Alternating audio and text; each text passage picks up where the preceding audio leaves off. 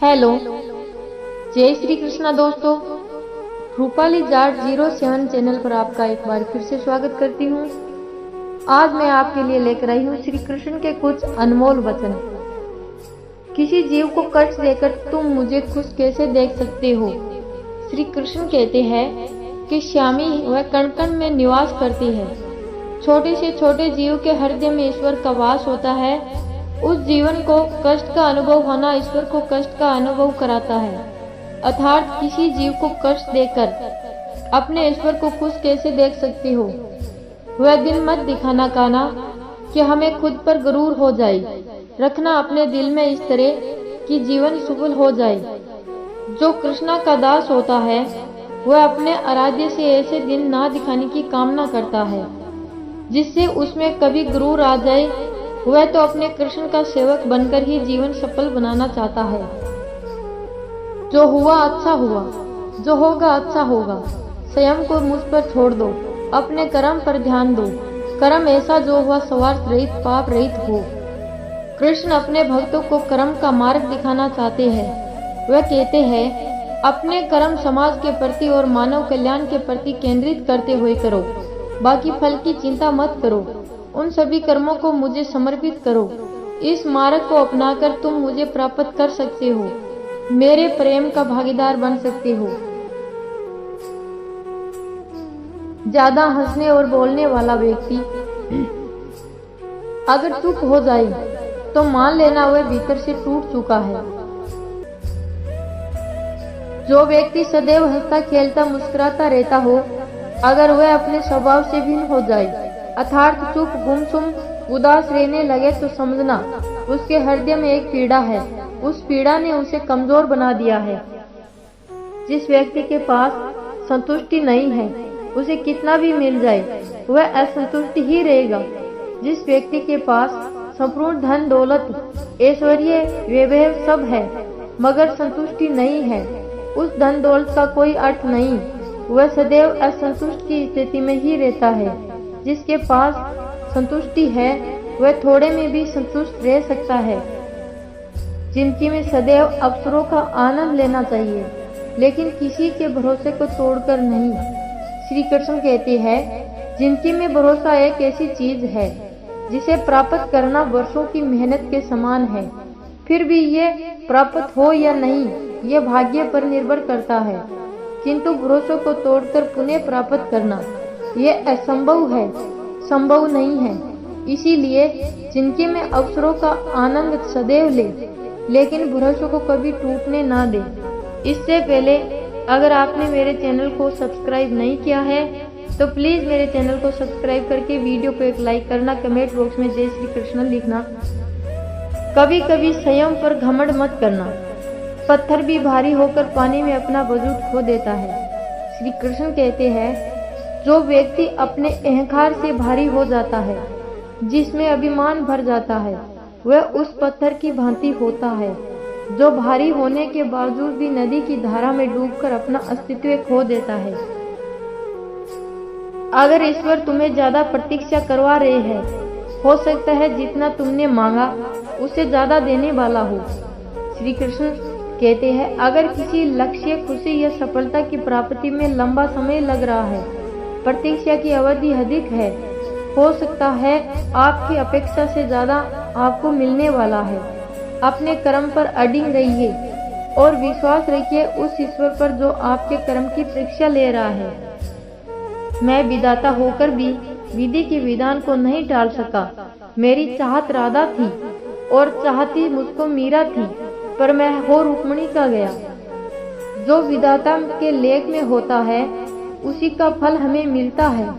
विधि के विधान को स्वयं ईश्वर भी नहीं टाल सकता है। मेरे मित्रों, जिस प्रकार राधा के कृष्ण निश्चल भाव से प्रेम करते थे, प्रेमिका के भाव से मीरा कृष्ण को पति मानती थी, मगर विधि के विधान में रुक्मिणी का साथ लिखा था जिसे स्वयं विधाता भी नहीं टाल सके।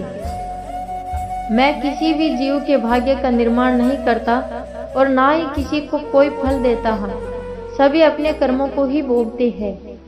जिस प्रकार कपड़े फटने या पुराने होने पर लोग उसका त्याग कर देते हैं और नई वस्त्र धारण करते हैं, ठीक उसी प्रकार आत्मा भी पुराने शरीर को छोड़कर नए शरीर धारण करती है।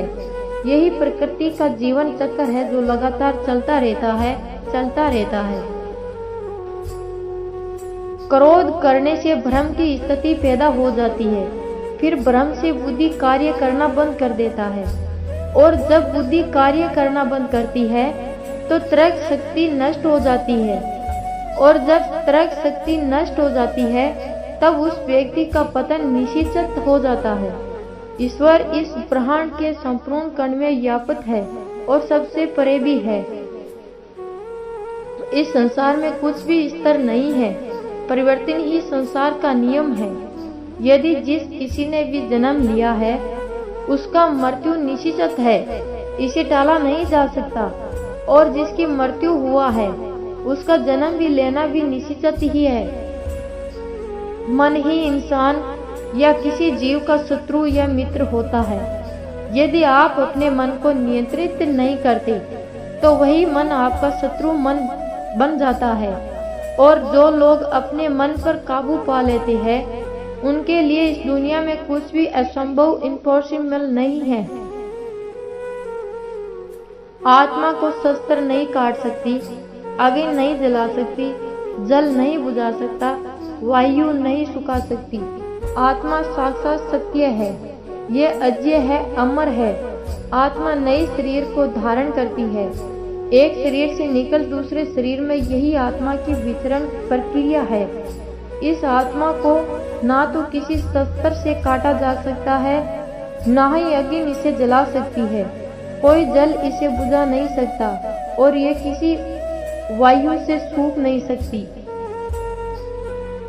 मैं सभी प्राणियों को समान रूप से देखना चाहता हूँ। ना कोई मुझे कम प्रिय है, ना कोई अधिक प्रिय, लेकिन जो मेरी प्रेम पूर्वक आराधना करते हैं वह मेरे भीतर रहते हैं, और मैं उनके जीवन में आता जाता रहता हूँ। मैं तो सदैव उन्हीं के जीवन में रहता हूँ, हृदय में रहता हूँ। ईश्वर के लिए सभी प्राणी समान हैं। उन सभी को समान रूप से ईश्वर का वास होता है। कोई जीव छोटा या बड़ा, अधिक या ज्यादा प्रिय नहीं होता। जो अपने ईश्वर की विशेष आराधना करते हैं, पुकारते हैं, उनके साथ वे सदैव उपस्थित रहते हैं। वह जो सभी इच्छाएं त्याग देता है, मैं और मेरी की लालसा तथा भावनाओं से मुक्त हो जाता है, उसे शांति प्राप्त होती है।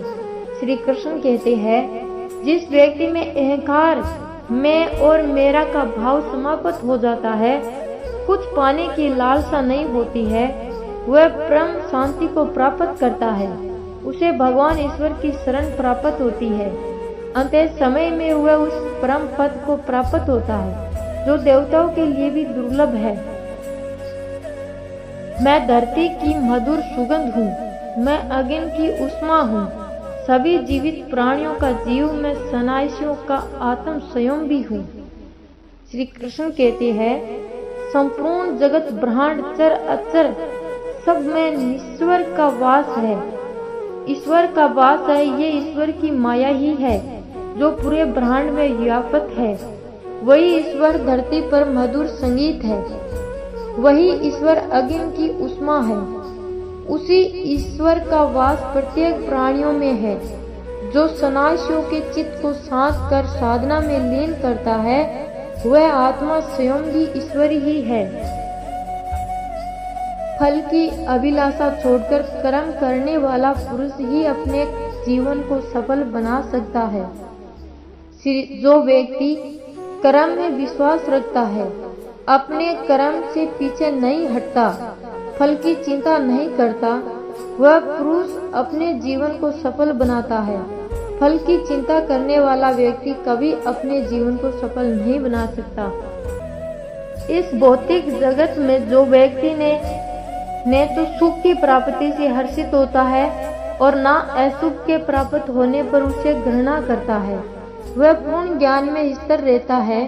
ये संसार नश्वरीय है। इस जगत में सुख दुख हर्ष विषाद आदि लगा रहता है। क्षण भर के सुख से जो खुश नहीं होता और असुख होने पर जो दुखी नहीं होता, वह व्यक्ति सच्चा ज्ञानी होता है। उसे ज्ञात होता है यह सब क्षण भर के लिए होता है, भले ही वह सुख हो या चाहे दुख। जो अपने हिस्से का काम किए बिना ही भोजन पाते हैं वह चोर है। श्री कृष्ण कहते हैं ये जीवन कर्म प्रधान है। जो व्यक्ति कर्म करके परिश्रम करके अपने लिए कुछ अर्जित करता है वह वास्तविक रूप से उस फल का भागी है, अन्यथा वह चोर की भांति है जिसे बैठे बिठाए सब कुछ मिल जाता है। तो जय श्री कृष्णा दोस्तों, अगर आपने अभी तक मेरे चैनल को सब्सक्राइब नहीं किया है तो प्लीज मेरे चैनल को सब्सक्राइब करके कमेंट बॉक्स में जय श्री कृष्णा लिख के मेरे एक लाइक करना और अपने दोस्तों के साथ शेयर करना। जय श्री कृष्णा दोस्तों, राधे राधे।